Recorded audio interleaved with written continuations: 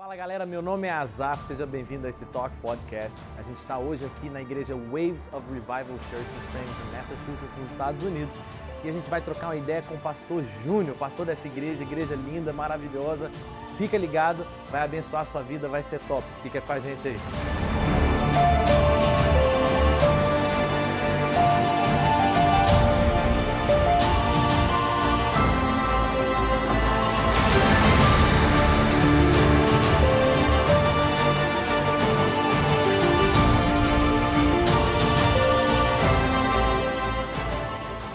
Seja bem-vindo aí a esse episódio mais do que especial, podcast que nasceu no coração do Senhor.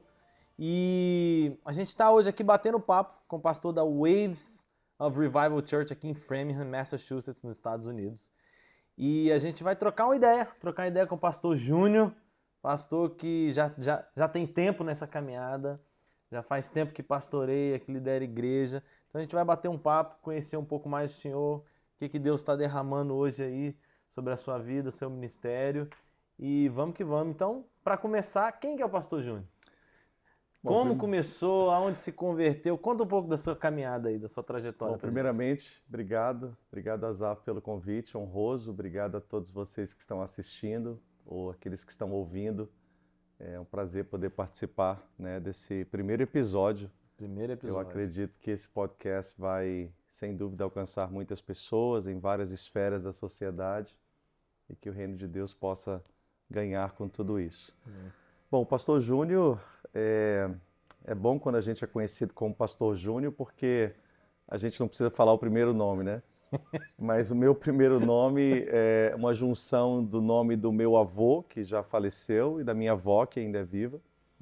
E o nome do meu avô era Jaime, o nome da minha avó Anésia, então não vou te falar o que ficou e virou o meu nome, que foi o nome do meu pai, e aí então acabou meu então, pai... Então o primeiro nome é?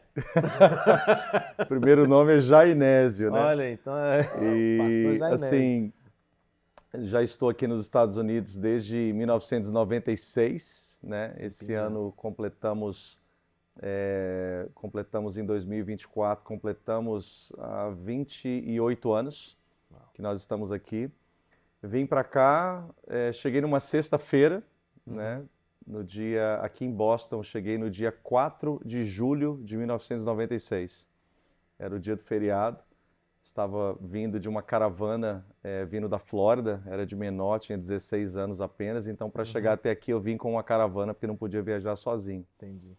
A minha irmã já estava aqui, cuidando do meu pai estava passado por uma cirurgia, e ela veio, nós viemos, né? Na verdade ela veio na frente, depois de 6 meses então eu vim para estar com ela. Irmã mais velha.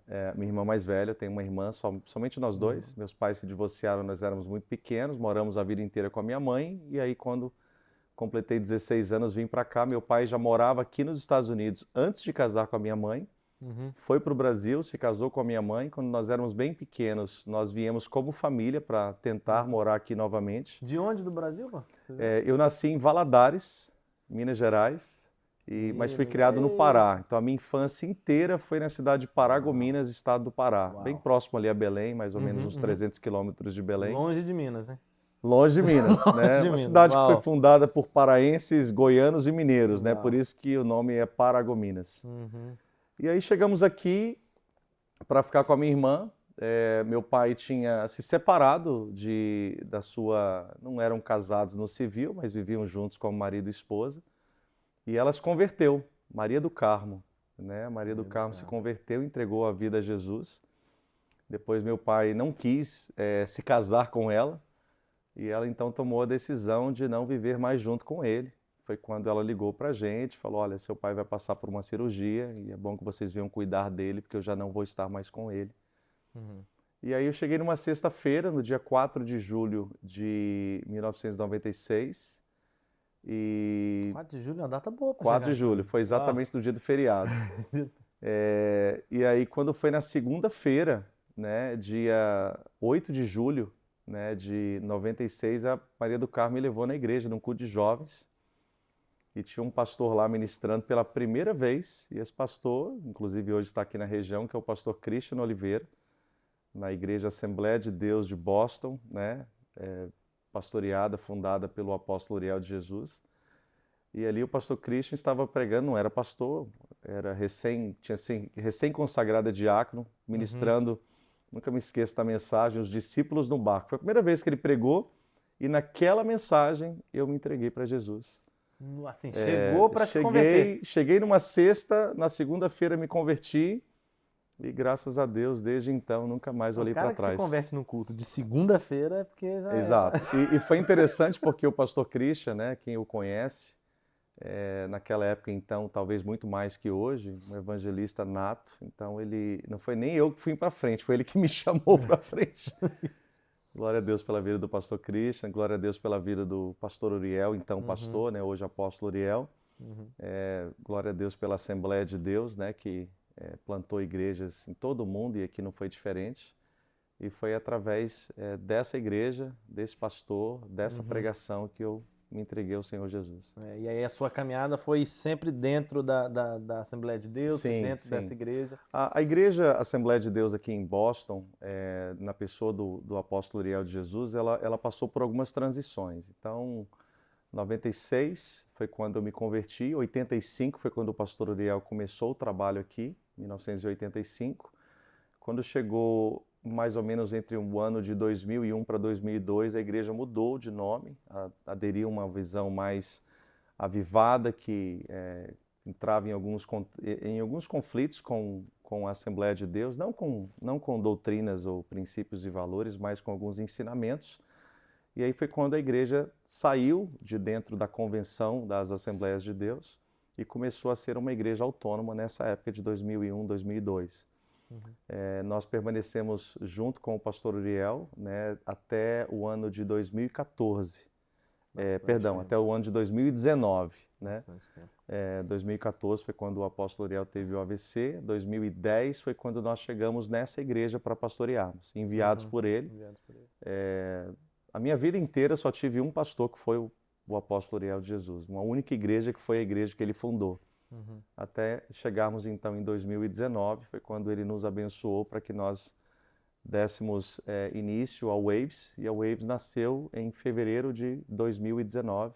Estamos hoje em 2024, então esse ano nós completamos 5 anos, né? 5 anos. É uma igreja referência, né? Na região toda, é uma igreja que tem um alcance incrível, é uma igreja que está em franco crescimento. Sim. Tanto de pessoas, né, que a gente vê, e tanto o local, né, tá passando por uma reforma, não sei se dá para escutar aí no podcast, estão fazendo uma reforma aqui em volta, aumentando, porque realmente está precisando de mais espaço. E então, qual que é esse... Como que começou esse ministério da Waves? Como que o senhor aceitou esse desafio e até hoje, como tem sido a Waves como igreja, na comunidade, no seu ministério, o que tem mudado? Porque hoje já não está mais, né, com o pastor Uriel de Jesus. E como que foi essa transição? Olha, a transição, honestamente falando, não foi uma transição fácil, até porque eu tive esse único pastor, trabalhei ao lado do pastor Uriel durante 23 anos, eu e a minha esposa. Sem dúvida, antes da igreja aqui, essa igreja local se tornar Waves, ela já era uma igreja relevante na cidade, com um prédio próprio, né, com algumas famílias. Na época que nós viemos para cá, a igreja, numericamente falando, devia ter mais ou menos umas 150, 200 pessoas, mas ela já teve um tempo atrás onde teve mais pessoas do que quando nós estivemos aqui em 2010, quando nós assumimos a igreja. Em 2019, na época da emancipação, a igreja já estava experimentando um crescimento. Esse crescimento foi um crescimento assim muito constante. Todos os anos nós tínhamos um nível significativo de crescimento. E em 2019 a igreja devia estar mais ou menos com umas 500 pessoas, mais ou menos assim, com adolescentes, né, e sem contar as crianças. Então já tinha um porte assim médio, que nós podemos dizer médio alto para uma igreja brasileira aqui nos Estados Unidos. E de 2019 para cá, eu acredito que foi um processo de desconstrução, né, de algumas coisas relacionadas à visão do ministério que nós trabalhamos tantos anos. Não que estavam erradas ou nada disso, mas aquilo que nós acreditamos que Deus estaria gerando como identidade para esse novo tempo em que nós estávamos abrindo esse novo capítulo, né, na história dessa igreja. Eu sempre falo novo capítulo, nunca falo uma nova história nesse caso, porque a igreja ela foi fundada, essa igreja em Framingham, ela iniciou-se em 1987, então é injusto, história, né, a gente apagar a história de todos os pastores que passaram. Eu sou o 7º pastor, tirando, claro, o fundador, que foi o apóstolo Uriel, sou o 7º pastor que está pastoreando essa igreja. Então, antes de mim, tivemos aí 6 outros pastores que fizeram um excelente trabalho em toda essa comunidade. E de 2019 para cá, foi quando nós tivemos a pandemia em 2020. Então, o primeiro ano foi um ano assim bem ainda de se encontrar dentro de uma nova proposta de visão que o Senhor estava nos entregando, de entender assim o que o Senhor estava direcionando a gente. E aí 2020 vem a pandemia. Então 2021 vieram a pandemia, a igreja, né, se manteve, a gente sempre teve assim o privilégio de poder ter uma estrutura não apenas física, mas também eu vim do mundo da informática, né, do digital. Então a gente sempre teve assim um cuidado de ter algum tipo de mídia rodando na igreja, filmagem, etc.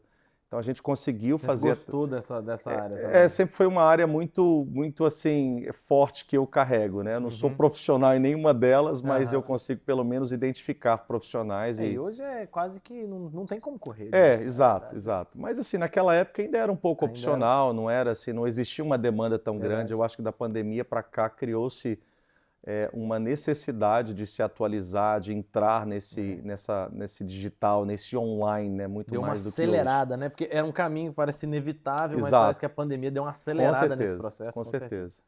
E aí 2020 e 21 foram 2 anos assim ainda dentro da pandemia, com todas as restrições. 21, final de 21 a gente começa a sair dessa pandemia. 22 foi um ano assim que a gente conseguiu fazer bastantes coisas, e aí 22 nós preparamos assim pelo Senhor um caminho bem interessante, entendendo que o Senhor estava nos levando a esse lugar de crescimento. E aí 23, todos esses anos, mesmo os anos da pandemia, a igreja cresceu alguma porcentagem. 23, a igreja cresceu quase 40% entre 2022 e 2023. E aí nós entramos em 2024.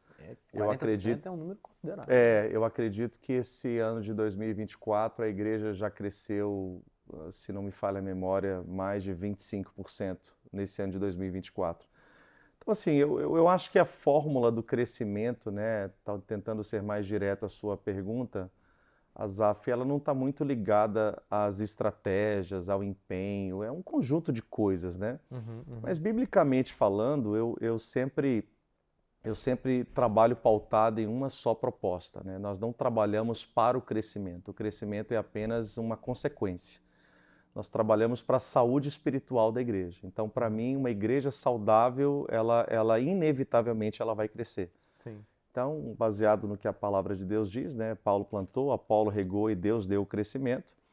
Então, assim, foi uma igreja que foi plantada em 1987, está sendo regada por vários pastores que passaram por ela, inclusive eu sou um deles. E o crescimento o Senhor vai dando, claro, pela graça e misericórdia dele. E quando a gente fala assim de igreja, né, crescimento, às vezes quem tá escutando esse podcast, acompanhando esse podcast, não tem a dimensão de você estar falando de uma igreja brasileira fora do Brasil. Sim. Para brasileiros fora do Brasil. Então, você pastoreia imigrantes, né, em sua maioria. Quais são essas peculiaridades de você pastorear imigrantes? Quais são os maiores desafios desse tipo de população, desse tipo de pessoa? Quais são as dificuldades culturais encontradas aí? Eu acredito que existem muitos desafios dentro da cultura imigrante, né? Claro que nos Estados Unidos é uma realidade, no Japão outra realidade, na Europa outra realidade. Hoje, muito menos, né? Quando eu cheguei aqui, eu tenho várias e várias histórias. A gente poderia gravar um episódio inteiro só contando história de como que era quando a gente chegou, né? Hoje não, hoje o pessoal já chega do Brasil falando inglês melhor do que a gente que já está aqui há Pois quase é, 30 anos. pois é, porque no 96, né? Você falou Sim, 96? 96. Não tinha internet, acesso ao que a gente. Era Era difícil. muito mínimo o Eu me lembro acesso que eu comprei um do que acontecia. computador, assim, pagando as prestações, que era muito caro. Não me lembro qual que era a configuração do computador e a internet discada ainda, era uma coisa assim bem É, ainda difícil. Não tinha celular, poucas pessoas tinham celular é. naquela época. A gente usava muito os pagers, né? Os beepers. Os beepers. Você realmente chegava numa terra desconhecida, né? Exato, né? Hoje a pessoa vê no Google, vê tudo, vai Ah, até lá na rua da pessoa, vê exatamente, tudo. exatamente. Mas assim, eu acredito que são pontos difíceis, não diria negativos, mas desafios, né? Mas existem muitos pontos positivos também. Dentro desse contexto de igreja, ah, isso é muito comum, inclusive, outros segmentos religiosos, né? Dentro do cristianismo, é claro. Então você tem, por exemplo, a Igreja Católica, você tem a figura de um líder religioso na Igreja Católica que é o padre, né? Padre é a palavra Hum, pai. Você tem, por exemplo, dentro da igreja evangélica você tem o pastor, né? Que ambos têm esse cuidado com aqueles que eles estão ali responsáveis. Então, dentro da cultura imigrante, principalmente brasileira, nós somos muito do toque, muito afetivos, né? Então, te conheço hoje, amanhã você está tomando um café na minha casa, né? Os americanos não são assim. é, Então, a gente tem uma facilidade muito grande, às vezes, de se conectar às pessoas. A igreja se torna. A igreja aqui nos Estados Unidos, o que eu vejo é assim: não é como no Brasil, que você tem primos, tios, familiares, amigos e etc. Então, a igreja, o pastor é aquele homem, aquele líder espiritual que te abençoa no domingo e aí domingo que vem tem mais, né? uhum. Aqui não, aqui, assim, no aniversário do seu filho, quem que vai estar lá? O pessoal da igreja. Uhum. No chá de panela do O pastor amigo, quem que vira, vai estar lá? a igreja vira a Exato. família da pessoa com Exato. Então, a igreja aqui, nós temos esse senso de comunidade talvez muito mais forte do que vários lugares e outras realidades dentro do Brasil. Então, esse senso de comunidade, de família, de ajudarmos uns aos outros, é muito forte em uma colônia imigrante. Uhum. Hoje, eu poderia dizer que a colônia imigrante, a comunidade brasileira, principalmente, nos últimos 10 anos tem mudado bastante. Nos últimos 5 tem mudado ainda mais, né? Então hoje é muito mais fácil você ter pessoas aqui que vieram para poder ficar nos Estados Unidos. Uhum.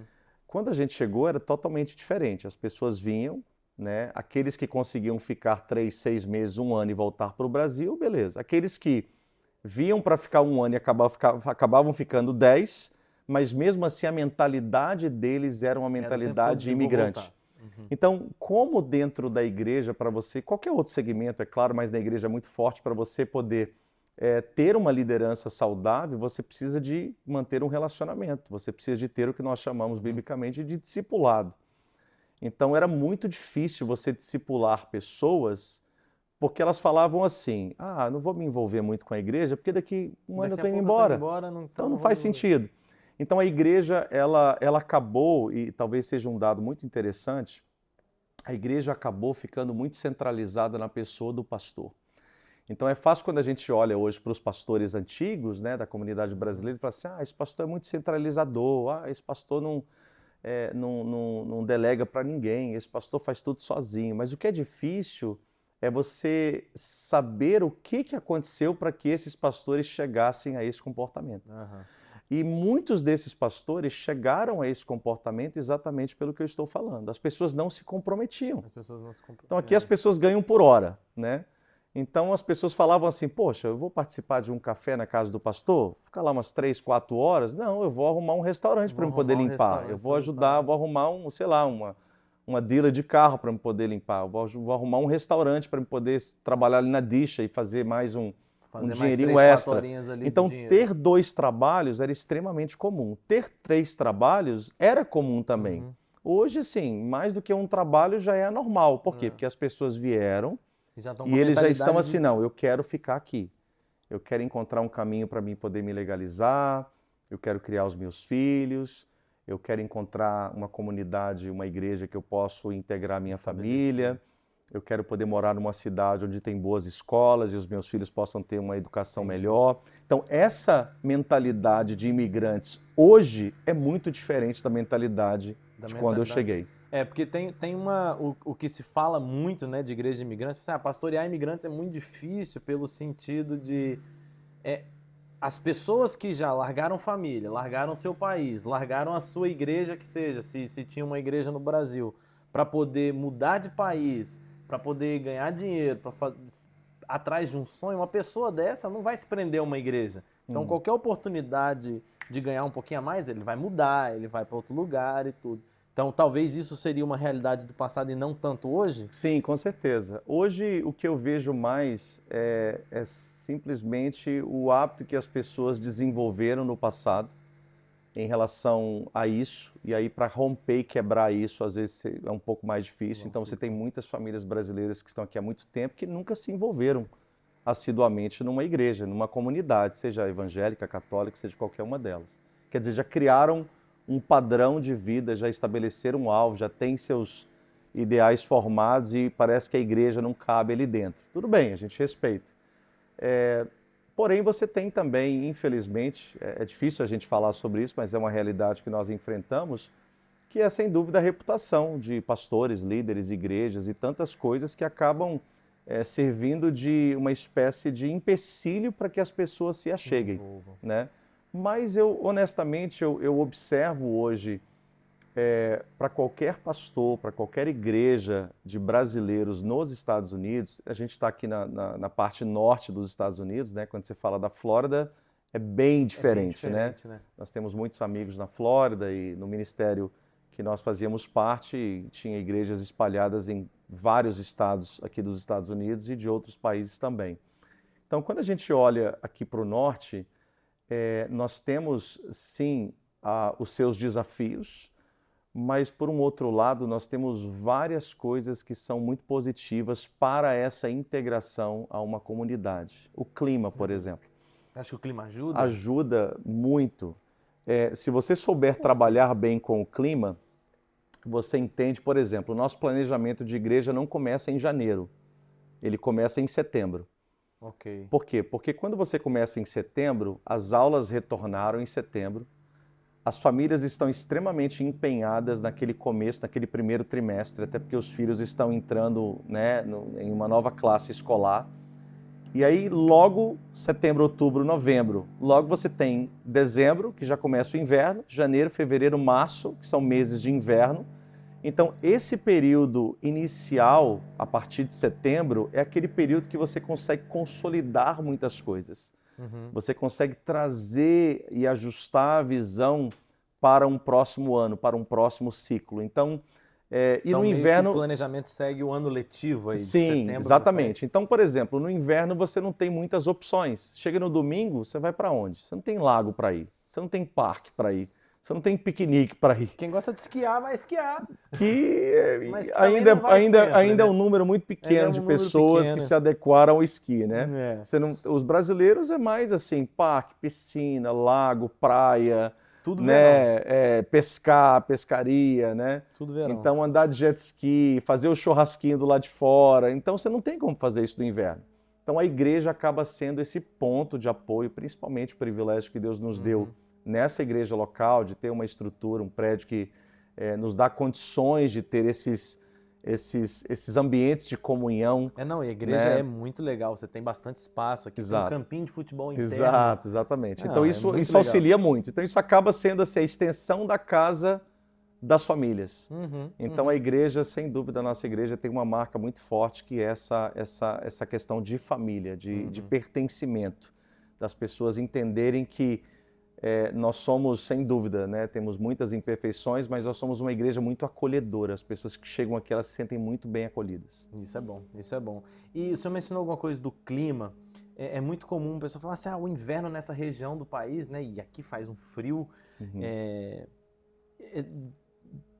caso da depressão, por exemplo, assim, tem muita gente que nesse clima, porque fica cinza muito tempo, muito frio por muito tempo, o brasileiro não consegue fazer Sim, o seu churrasquinho, suas sim, coisas e sim, tudo, muita gente eu vejo que começa a ficar depressivo, falta sim, até vitamina D, o pessoal tem que sim, sim, tomar. sim, A verdade. igreja, você sente isso? Você sente Com isso? certeza.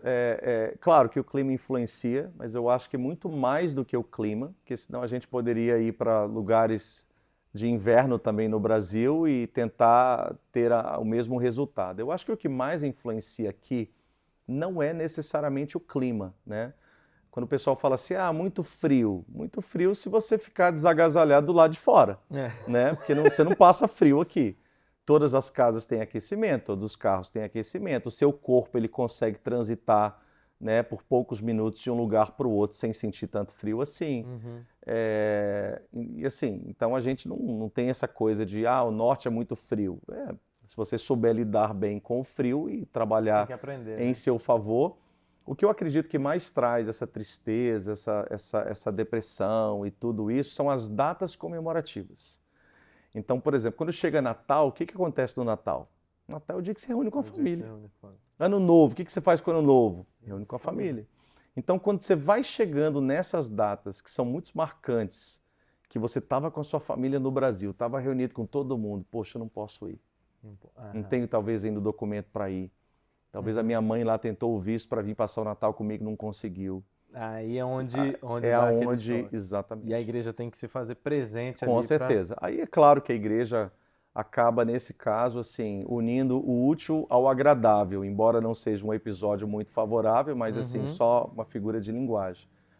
Ou seja, a pessoa ela tem uma necessidade e a igreja está aqui para atender essa necessidade. Uhum. Então a pessoa se sente sozinha, a igreja está aqui para fazer, né, trazer essa pessoa a viver em comunidade. Uhum. A pessoa está ali isolada, a igreja está aqui para poder trazer e fazer parte de uma família. Então, sem dúvida, nesse período de outono e inverno, são os períodos de maior crescimento e maior desempenho espiritual que a igreja tem, Uau. inclusive maior crescimento numérico que a igreja tem. Que naturalmente a gente pensaria ao contrário, né? Exatamente. Então, o que não pode acontecer é a gente não estar preparado para o verão. Porque daí quando entra junho, julho e agosto, que você está falando do final da primavera para o verão, lembrando que na metade de junho já começa as férias, e aí você tem final de junho, julho inteiro e agosto inteiro de férias, aí o pessoal some da igreja. Aí o pessoal some da Aí igreja, se, porque eles querem aí se o aproveitar. pastor não preparar o coração, Todo é mundo ele que entra em some. depressão.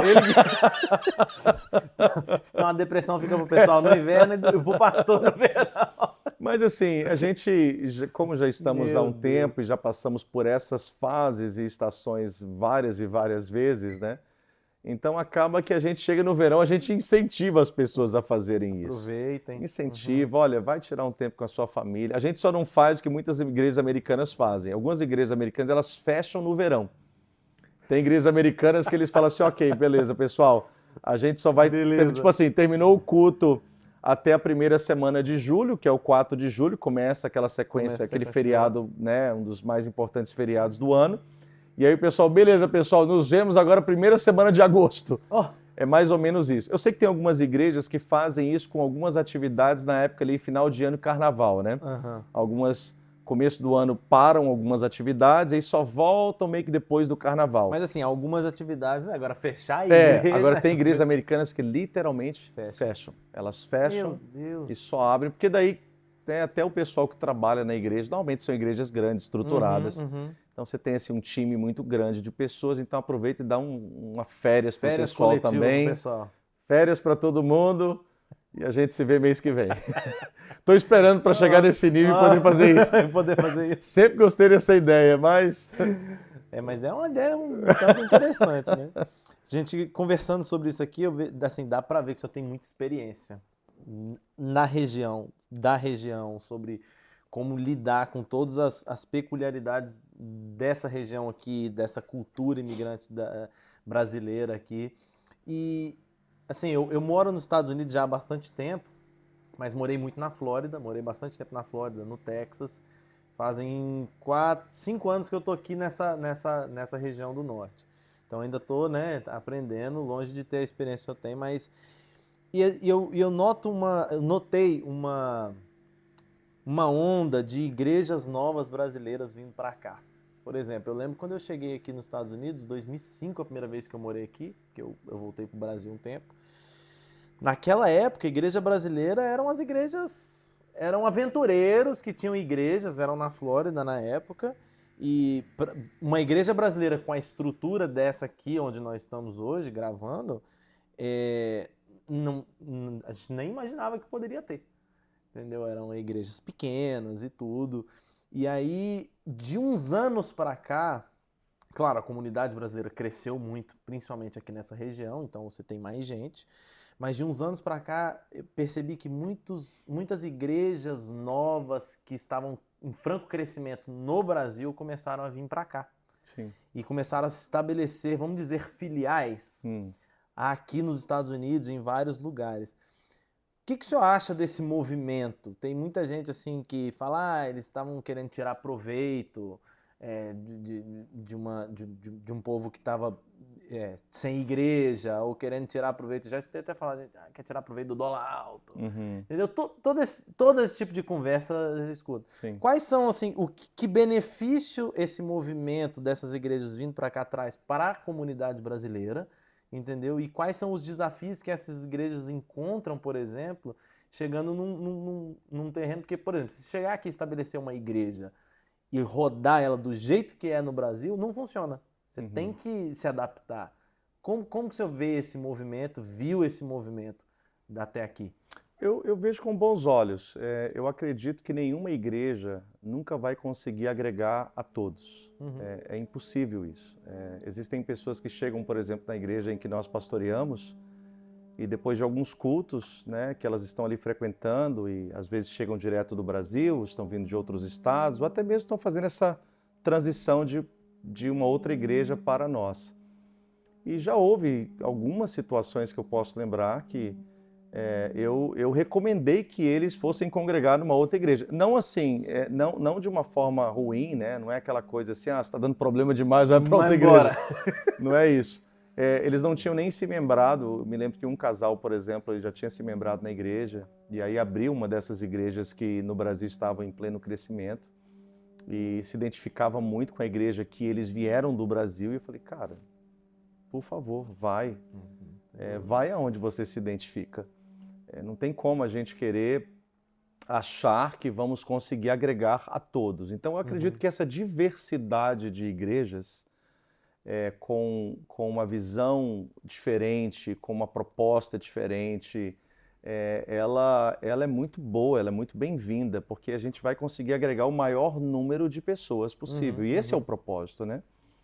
O propósito não é a gente, como uma igreja local aqui, ser uma igreja grande. O propósito é a gente, como uma igreja local, alcançar o maior número de pessoas para o Senhor, para o reino de Deus.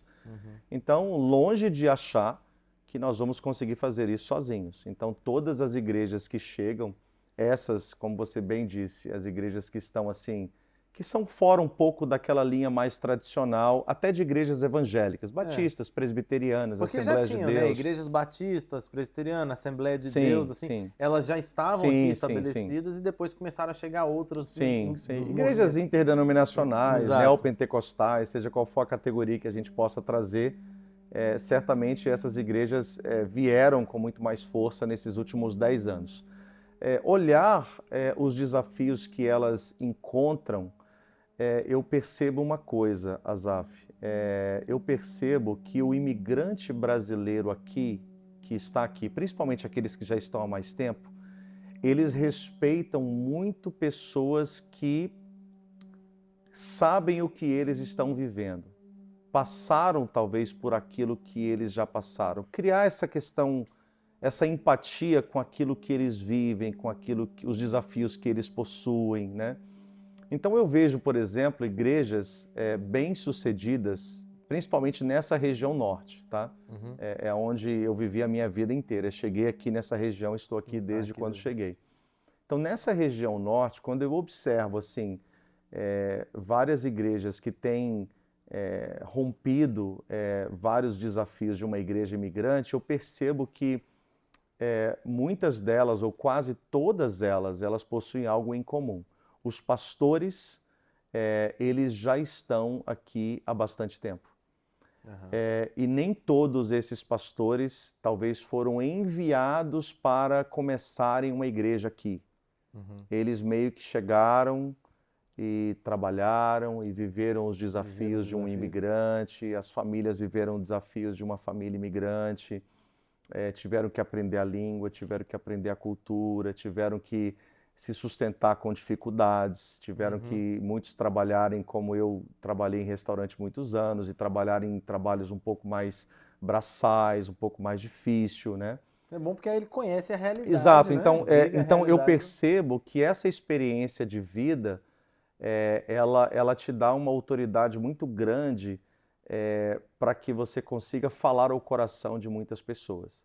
Então, quais são os desafios, ou talvez poderia pontuar pelo menos um desafio que eu acredito que é muito peculiar de uma igreja que está em pleno crescimento do Brasil, que tem uma condição financeira razoável para poder iniciar um trabalho, enviar uma pessoa do Brasil para cá, e essa pessoa está aqui startando um trabalho de igreja.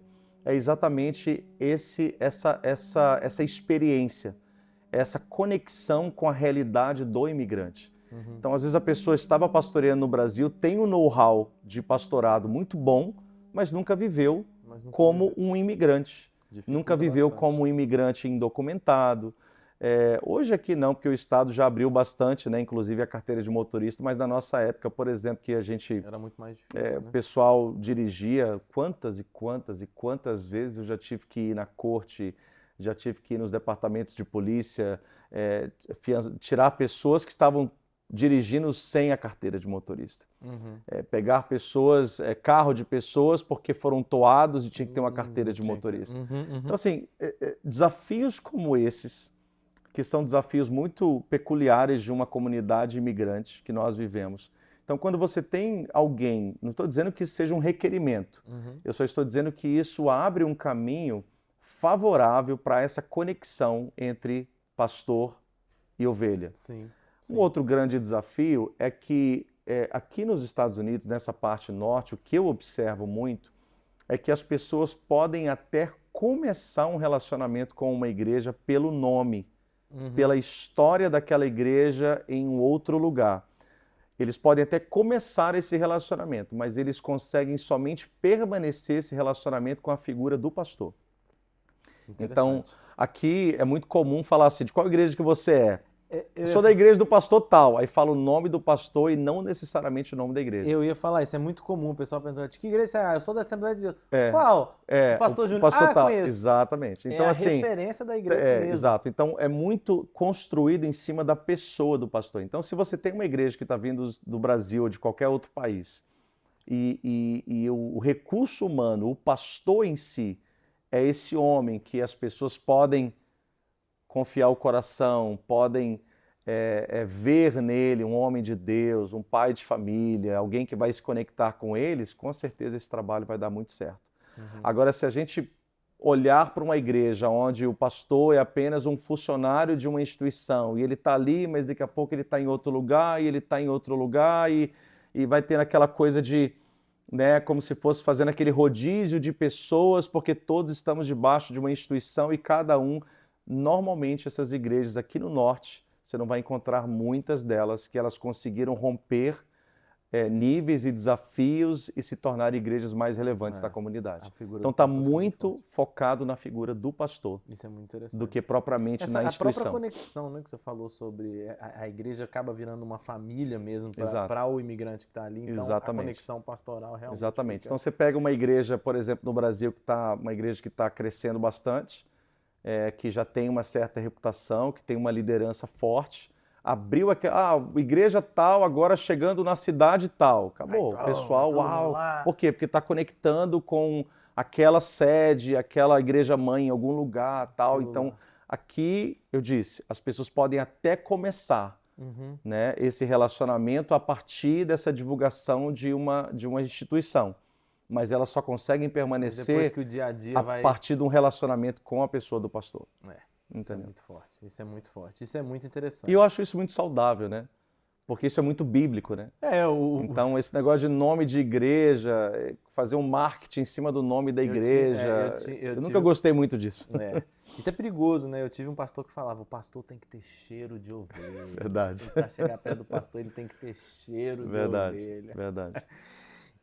Mas eu queria tocar num outro ponto que eu acho muito interessante da Igreja Waves, que hoje, o senhor até comentou comigo sobre uma transição sobre ir ser uma igreja da terceira cultura. Explica um pouco pra gente isso, porque não é uma igreja hoje focada somente em brasileiros, mas também não tem como ser uma igreja americana por conta dos filhos nascidos aqui. Como que é essa transição? O que que é isso? Explica um pouquinho pra gente essa coisa da terceira cultura. Então, quando você vai entender um pouco sobre a terceira cultura, você vai olhar para outros países, né, que migraram para cá muito antes do que os brasileiros. Você vai olhar os irlandeses, os italianos, né, a colônia irlandesa, italiana, portuguesa aqui nessa parte norte é muito forte, né? Tanto que você vai em Boston, o Boston Celtics, que é o time de basquete, é a figura de um irlandês. De um irlandês. Então, assim, é muito forte aqui, né? Quando você vai olhar as igrejas dessas nacionalidades, a maioria delas não existem mais.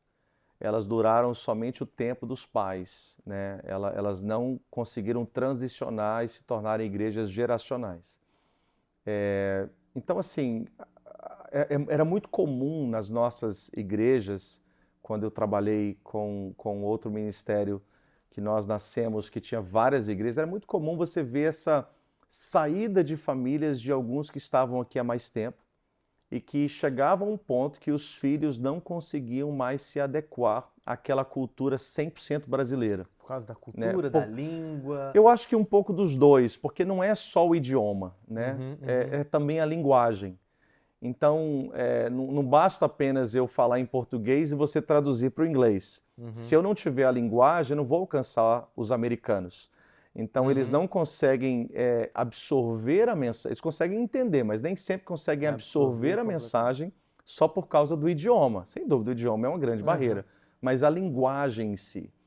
Então, era muito comum. Você vai em várias e várias igrejas americanas aqui na nossa região, tem pastores americanos amigos. E em outras regiões aqui do norte, você vai ter muitos brasileiros em várias outras igrejas americanas. Quando você vai ver o porquê, o motivo que muitas dessas famílias foram levadas a congregar nessas igrejas americanas, é porque os filhos que nasceram aqui chegaram ao ponto da vida que eles não se identificavam mais com o português, não sabiam falar direito português. Por mais que os pais tentaram ensinar o português ali em casa e tudo, mas a influência é muito difícil. Chegou na escola, é muito difícil. As amizades e tudo, então chegou um ponto que ficou insustentável. Aí os pais falaram, olha, pastor, ou eu mudo de igreja, ou então meu filho, daqui a alguns anos, quando ele puder tomar a decisão própria, ele não vai querer ir na igreja. Ele não consegue mais ficar numa salinha, ele não consegue mais ficar ali no telefone, num videogame, enquanto eu estou no culto. Não é saudável isso, não vai acontecer. Enquanto eu posso levar ele, eu levo. Daqui a uns dias eu não vou poder mais levá-lo. E você vai ver muitos filhos de brasileiros que chegaram aqui. Eram muitos empenhados em igrejas e muitos que estão fora da igreja hoje exatamente por causa disso. Então, 2017, o Senhor, depois de um propósito que nós fizemos com Deus, o Senhor me deu assim, eu acho que foi no final de 2017, o Senhor me deu assim uma palavra muito precisa, né? Ele falou comigo assim, olha, se você não transicionar a sua mente, na melhor das hipóteses, os seus filhos vão congregar, vão servir numa igreja americana. E na pior das hipóteses, você vai perder eles para o mundo, eles vão sair da igreja. E aí a gente começou, e assim, é interessante porque é muito difícil, né? Primeiro, porque eu estava trabalhando debaixo, né, de uma outra liderança, de um ministério em que a gente sempre respeitou e sempre foi muito submisso enquanto ali estávamos. E eu cheguei a conversar na época com o pastor e expliquei isso para ele. E assim, é muito difícil você lidar com mudanças e algumas delas que vão trazer alguns desconfortos. Então não é só sobre colocar algumas luzes coloridas, pintar a parede de preto e colocar um telão de LED. Não é Pronto, isso. ganhou a juventude. Não tem nada a ver. Não é interessante que hoje, só um parêntese rápido, hoje está mudando, né, de volta. Hoje o pessoal agora, todo mundo que estava com a parede preta, está pintando de branco novamente. Quem gosta é o vendedor de tinta. O vendedor de tinta. Mas não é somente sobre você atualizar a estrutura, é sobre como que você vai se portar. É literalmente assim, é um vinho novo, essa nova geração, e ele tem que ser colocado num odre novo, ele não pode ser colocado num odre velho. Jesus disse que se você colocar o vinho novo no odre velho, o odre vai romper. Por quê? Porque o vinho novo ele tem fermentação. E o odre velho ele já chegou ao limite da elasticidade do couro. Então, né, lembrando que odre é feito de couro, né? Então, para você poder ter um odre novo, cada novo odre é um novo animal que tem que morrer. Então, construir um odre novo é muito doloroso. É muito doloroso. Então, a gente começou esse processo em 2017. Quando foi em 2019, na emancipação, nós tivemos uma liberdade maior de implementar essa visão de uma terceira cultura, e hoje a nossa igreja é uma igreja terceira cultura, ou seja, nós já estamos há 7 anos dentro desse processo de implementação. Hoje nós estamos colhendo, sem dúvida, o fruto desse grande crescimento que nós tivemos de 2022 para 2023. Muitas dessas famílias foram famílias que migraram de outras igrejas, que já estavam num processo de transição já de meses, alguns até mais de ano, orando, buscando a Deus, conversando com seus pastores, e vieram por conta dos filhos. Por conta dos filhos. Por conta dos filhos. Então, assim, a terceira cultura, o que nós mais, assim, o que eu posso melhor apresentar é como aqueles carros híbridos, né? Que ele é a bateria e ele é a gasolina. Então, os meus filhos estão nessa idade, né? O Gen Z, que é a cultura natural do Gen Z, já é a terceira cultura. Até o Gen Z, filhos, quantos os anos? dois. O Daniel tem 16 e o Samuel tem 18. E assim, eles procuram falar. O Daniel fala melhor português do que o Samuel, porque canta, né? Um dos ministros de louvor na igreja, então ele precisa. Canta muito bem, por sinal. Precisa saber as palavras um pouco melhor, né? Mas os dois falam português muito bem, porém os dois, a primeira língua deles é o inglês. Então a gente procura sempre trabalhar com eles assim. Essa cultura, a terceira cultura é uma cultura híbrida. Eles são americanos de nascença, mas são brasileiros de coração, né? Preferem falar inglês, mas comem pão de queijo. Exatamente. Então assim, para eles assim, então a gente tenta trabalhar com eles desses dois lados, ou seja, tira o melhor e faça o melhor proveito das duas culturas, né? Então essa é a terceira cultura. Tudo que acontece na nossa igreja, a gente não pensa só como 100% brasileiros. E também não somos 100% americanos. Então a gente precisa entender que essa terceira cultura é você ter um pouco de cada uma das coisas sem perder a essência e a identidade de nenhuma delas. Uau. Então a gente tem construído tudo em cima dessa realidade. Seja nos cultos, seja nos projetos, seja nos trabalhos, seja naquilo que a gente quer fazer, aquilo que a gente quer alcançar. Tem duas dificuldades, né? Você tem a dificuldade da geração nova chegando, a terceira cultura, os nascidos aqui, e você tem também aquele pessoal que quer manter as raízes brasileiras. Sim. Então, conseguir manter um equilíbrio entre essas duas culturas dentro da igreja não deve ser uma coisa... É um desafio muito grande. E assim, eu tive uma palavra de Deus muito interessante, me levou no livro de Ezequiel, capítulo 37, quando fala-se do Vale de Ossos Secos, né?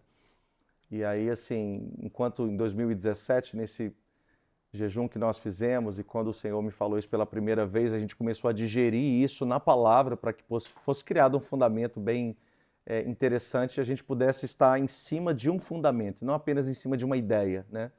E o fundamento veio exatamente em Ezequiel 37, quando ele fala assim, no final do texto ali do Vale de Ossos Secos, ele dizia, um grande exército se levantou, um grande exército em extremo se levantou.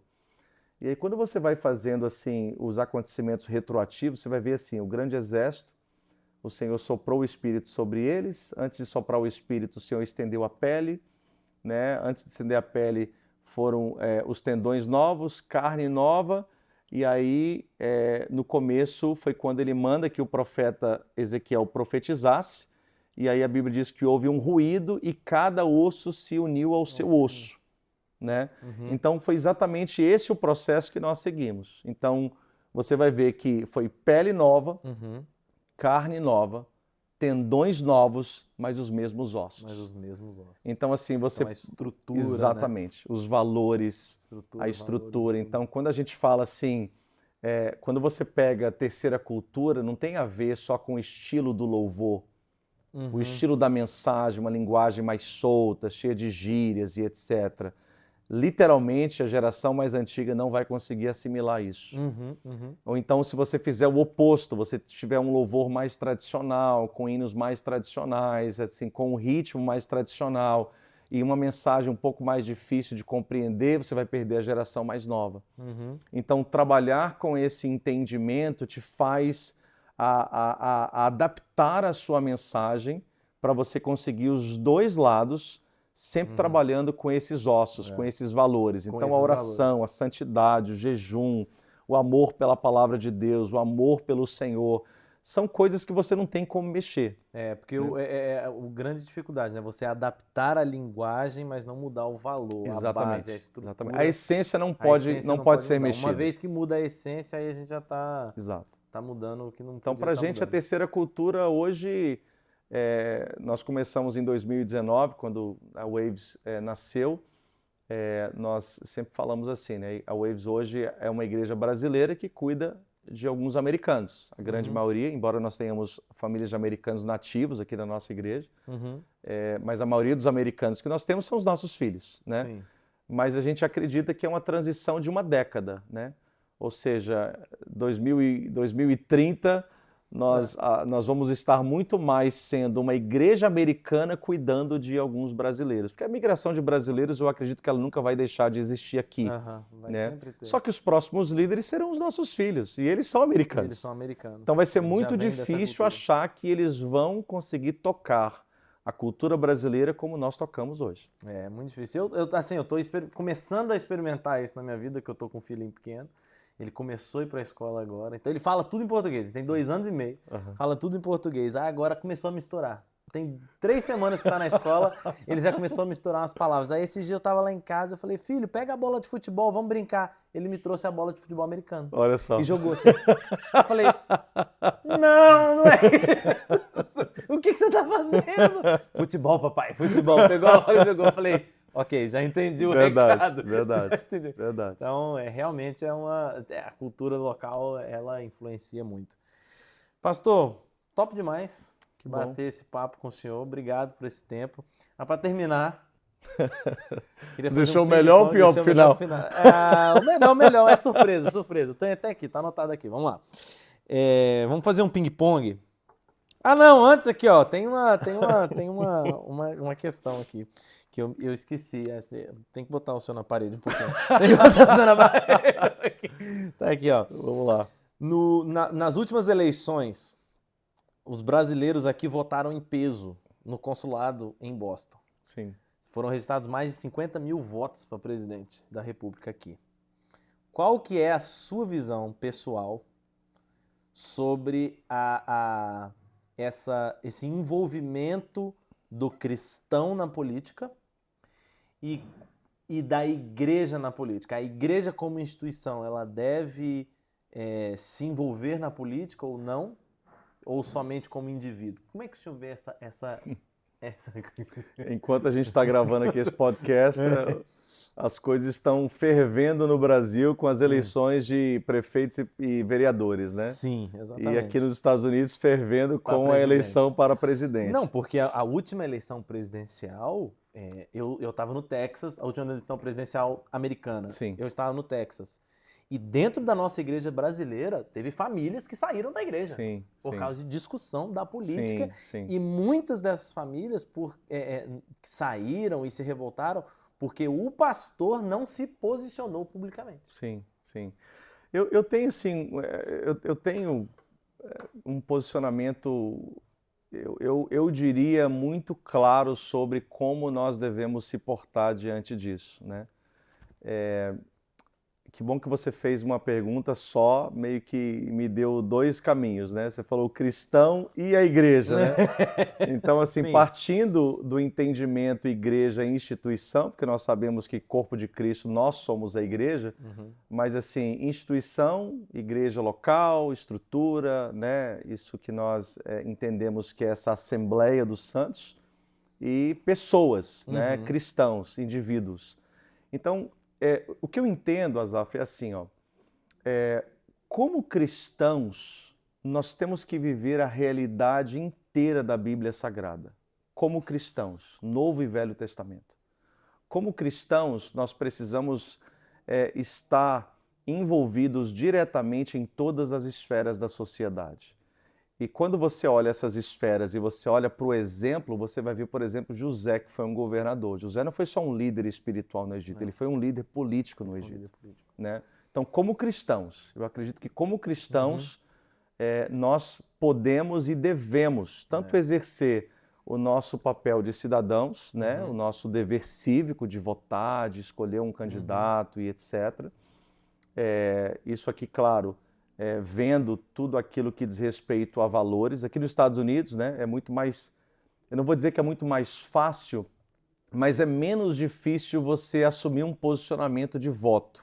Porque aqui nós não votamos em pessoas, nós votamos em partidos aqui, né? Então as pessoas, elas são literalmente direcionadas pelos valores do seu partido.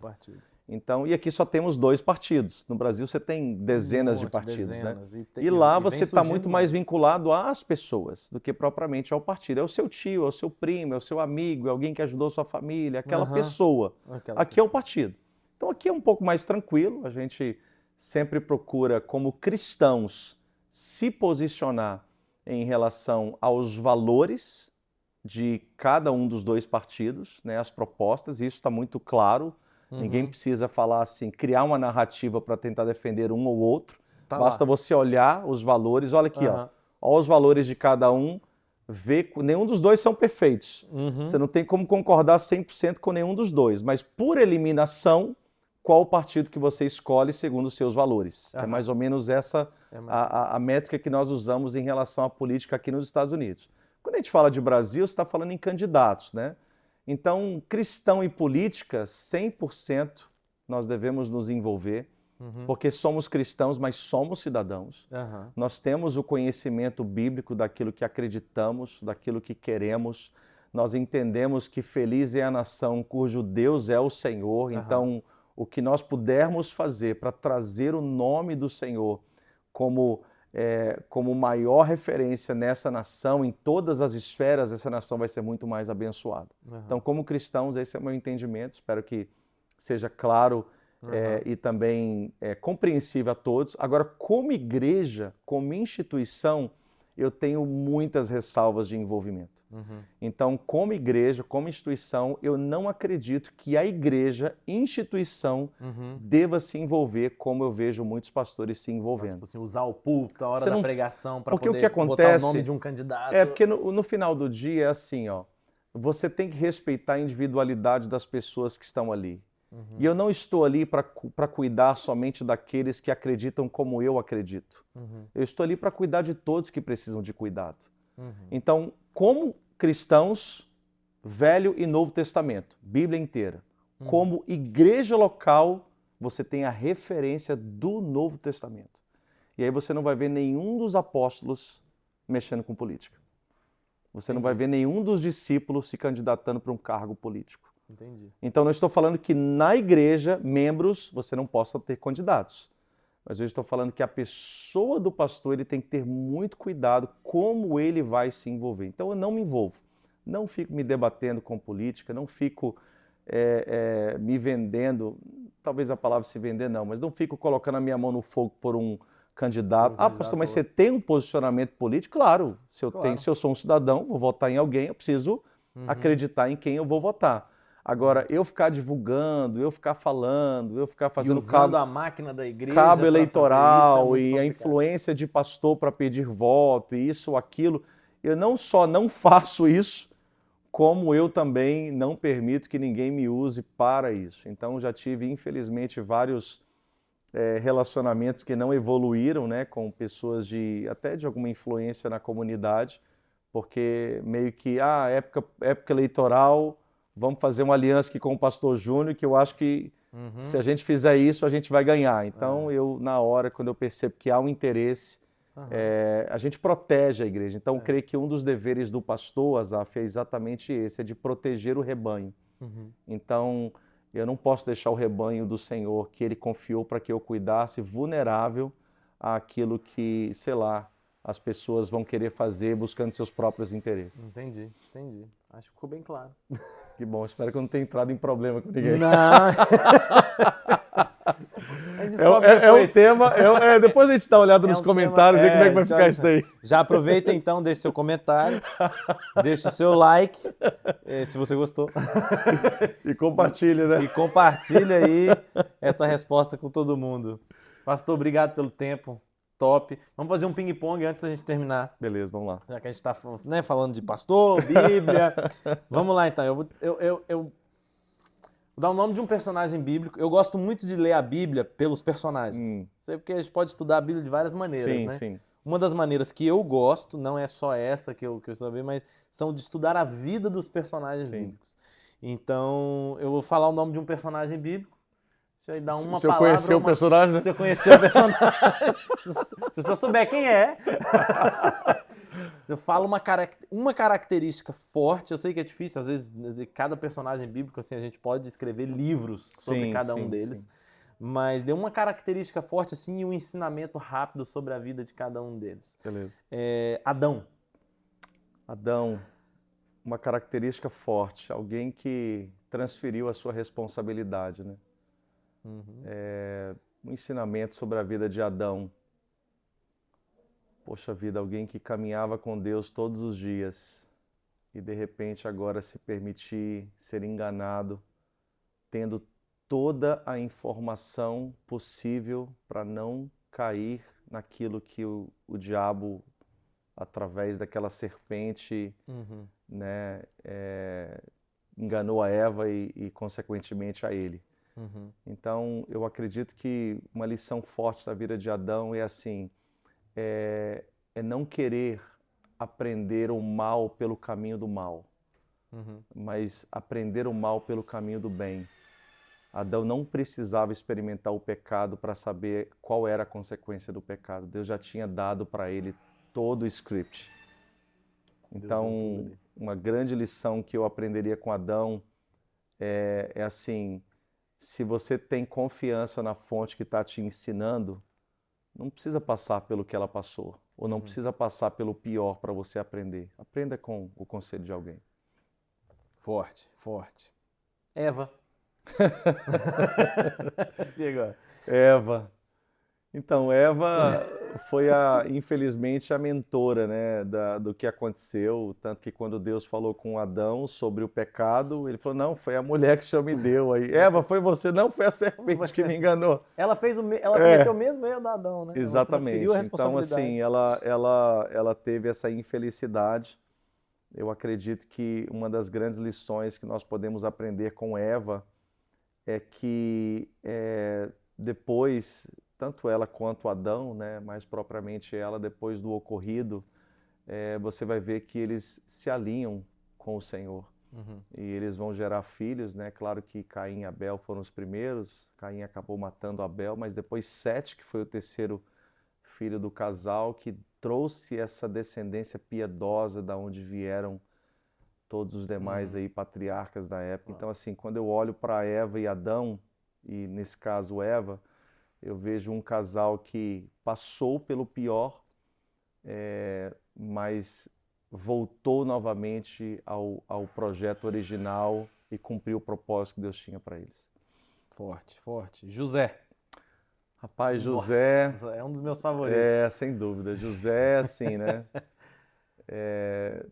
Uma característica forte na vida de José, eu acredito que José era um cara, assim, muito resolvido no sentido de falar aquilo que ele pensava. Entrava até em problemas de vez em quando ele contava seus sonhos, né?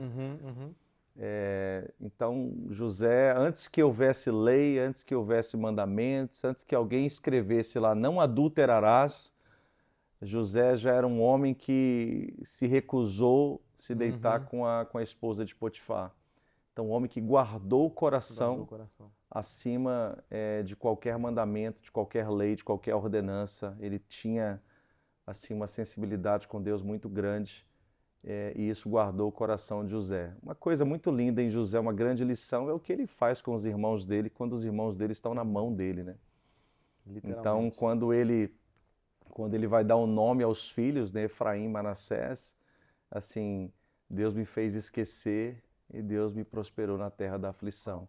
Então, assim, José, a descendência de José foi tão forte a atitude dele que ele deu lugar, das 12 tribos, ele deu lugar dele para 2 filhos. Uau. Então você não tem a tribo de José, mas você tem a tribo de Efraim e a tribo de Manassés. Uau, né? Forte. Vamos lá, mais um. Pedro também. Eu fui escolhendo meus favoritos. Rapaz, Pedro é aquele cara assim, né? Impulsivo, corajoso, destemido. Ao mesmo tempo eu vejo Pedro de uma certa forma, principalmente quando, né, depois da ressurreição de Cristo, depois que a igreja de Atos dos Apóstolos já está ali, depois da sua inauguração no dia de Pentecostes, depois que ela já está se espalhando, eu vejo Pedro como alguém que ficava muito ainda preso às tradições antigas, né? Quando Paulo tem o episódio, claro que Paulo repreende diante de todos. Não posso dizer que Paulo foi desrespeitoso, porque Paulo estava realmente debaixo de um ensinamento, de uma revelação que ele teve direto do Senhor Jesus, né? O evangelho de Paulo foi um evangelho revelado pelo Senhor, diretamente a ele.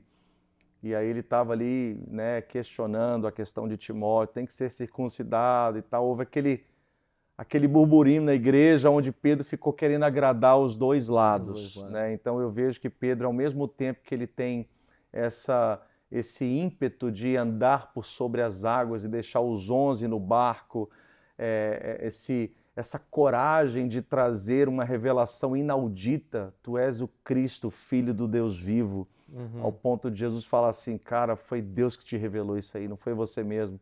Ao mesmo tempo, ele tem esses momentos de fragilidade, nega Jesus 3 vezes, ele tem essa fragilidade de querer agradar a todos. Então, eu vejo Pedro, se eu pudesse trazer uma lição da vida de Pedro, eu vejo Pedro muito humano. Tipo assim, um cara que caminha por sobre as águas, um cara que prega e 3.000 almas se convertem, um cara que olha para um paralítico e fala, olha para mim, em nome de Jesus, levanta e anda, um cara que operou, um cara que a sombra dele curava os enfermos. Uau. Ao mesmo tempo, ele era um cara extremamente humano, que de vez em quando errava e se arrependia.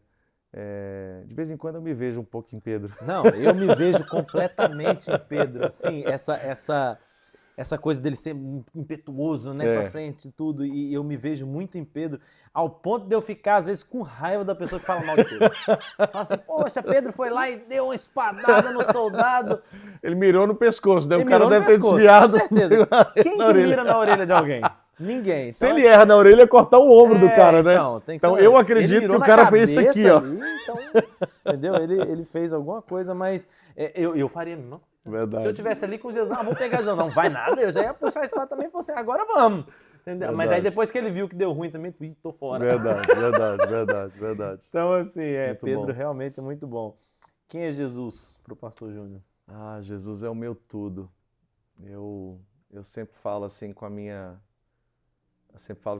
esposa, né, com os meus filhos, que a maior segurança que eles têm de mim não é o amor que eu tenho por eles, mas o amor que eu tenho por Jesus.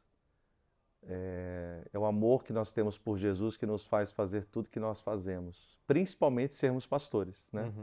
Quando Jesus falou com Pedro, falou, você me ama, Pedro? Pedro falou, te amo. Jesus falou, então cuida das minhas ovelhas. Então cuidar de gente só amando Jesus. Você não consegue cuidar de gente amando a sua profissão, amando o seu chamado. Você não consegue ser pastor por causa de um salário, por causa de um status. Tudo isso passa. Tudo isso, quando chega em um determinado momento da sua vida, isso não vale nada. Ah, mas é um homem extremamente respeitado, nada disso permanece. O que permanece na sua vida, seja no seu relacionamento com a sua família, como o seu relacionamento com pessoas que você cuida, o seu amor por Jesus. Tira o amor por Jesus, não faz nenhum sentido fazer o que a gente está fazendo. Verdade. Forte. Pastorzão, obrigado. Obrigado. Obrigado pelo tempo, que bate-papo legal. Muito bom. Já curte, compartilha, comenta aí, manda pros amigos. Deus abençoe. Um abraço, gente.